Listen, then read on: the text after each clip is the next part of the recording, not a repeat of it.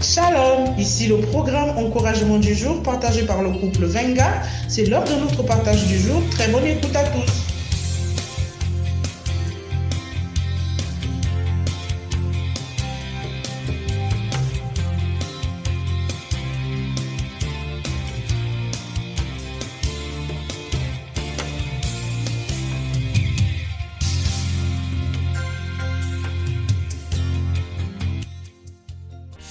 Excellences, mesdames et messieurs, vous êtes donc à l'écoute de votre programme Encouragement du jour et ce matin, Ulrich Venga toujours avec vous derrière cet audio. Après avoir parlé de ce court partage sur Philippe, un simple laïc, ce matin nous parlons de David, un simple livreur de fromage. David, un simple livreur de fromage.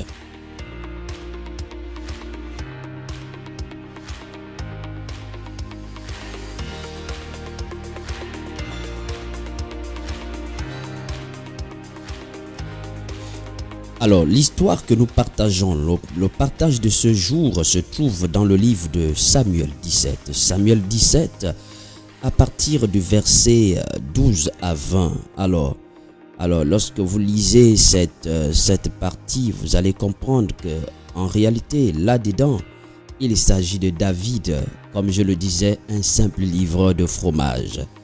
Alors, là-dedans, son père l'appelle un jour et lui dit: tes frères sont au front depuis 40 jours. Nous avons appris qu'ils n'arrivent pas à vaincre l'armée des Philistins.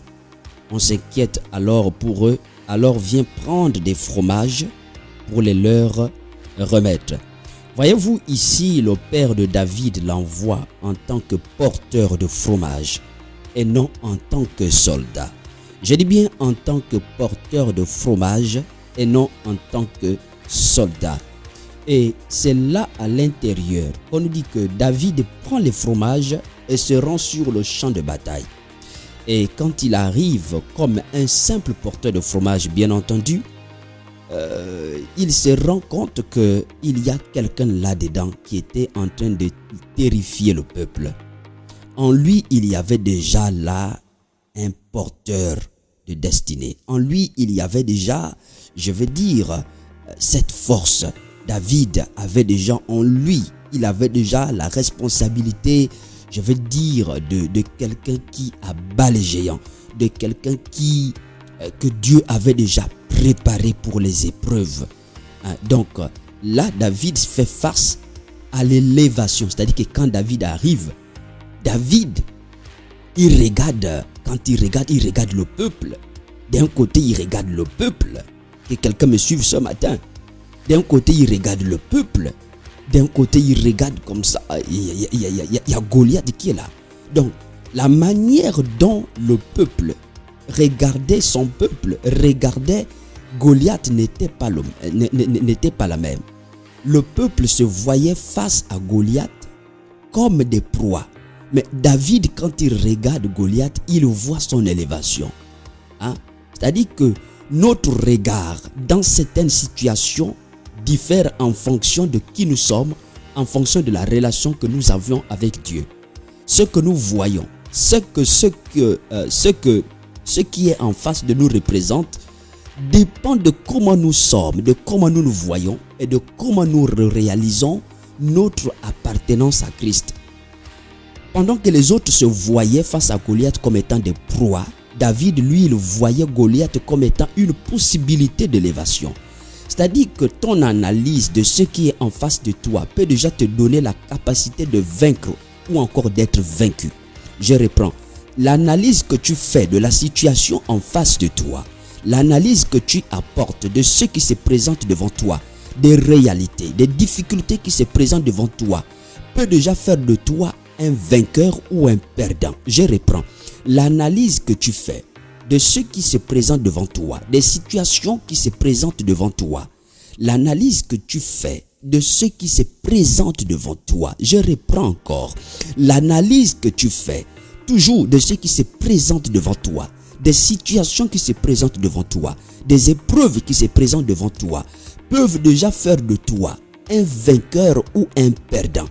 Donc c'est pourquoi ce que tu regardes, regarder c'est une chose, tirer une conclusion de ce que tu regardes, c'en est une autre. C'est pourquoi le fait de tirer, tu peux regarder, mais ne tire jamais de conclusions hâtives sans tenir compte de la nature de celui qui vit en toi.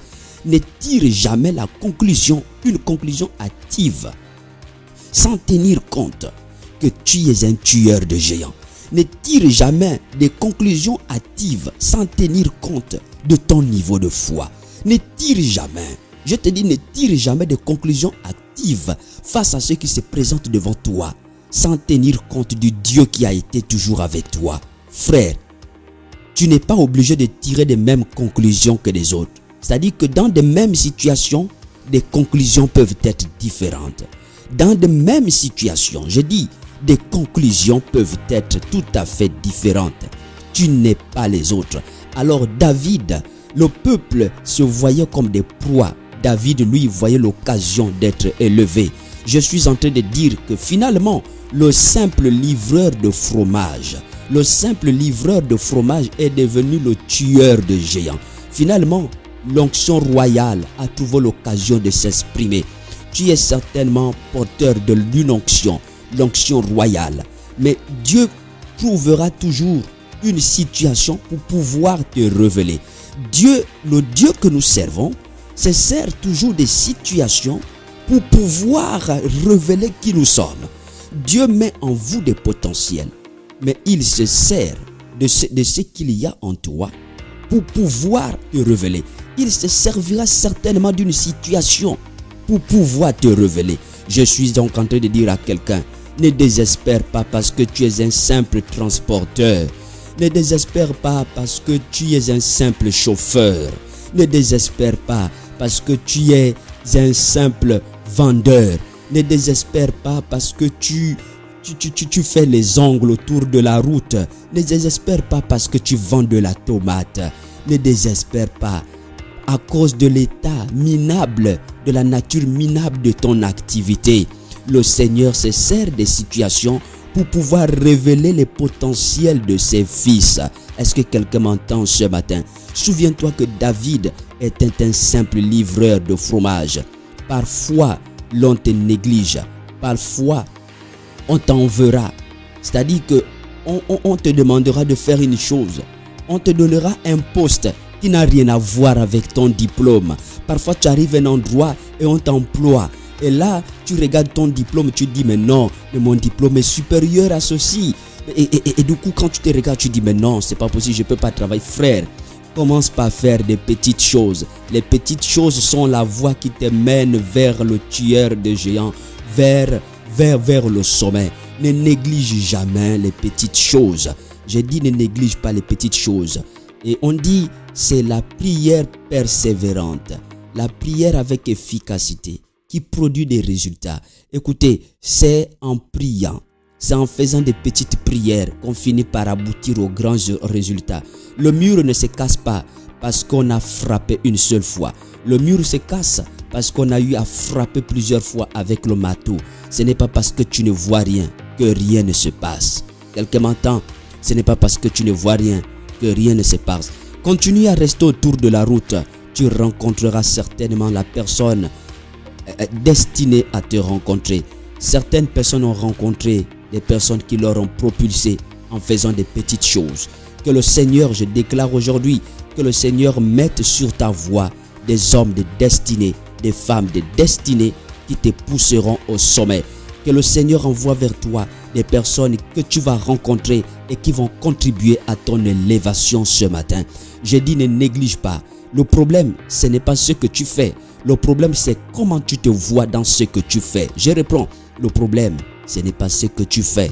Le problème, c'est comment tu te vois dans ce que tu fais. S'il y a Dieu dans ce que tu fais, crois-moi, le Seigneur est avec toi et tu ne resteras pas à ce niveau. Ne néglige pas le balai. Même si on te dit commence par le balai, commence par le balai. Et crois-moi, si tu commences par le balai, tu as l'onction royale sur toi, tu arriveras au sommet. Je sais de quoi j'en parle. Que l'Éternel Dieu te bénisse. C'était David, un simple livreur de fromage.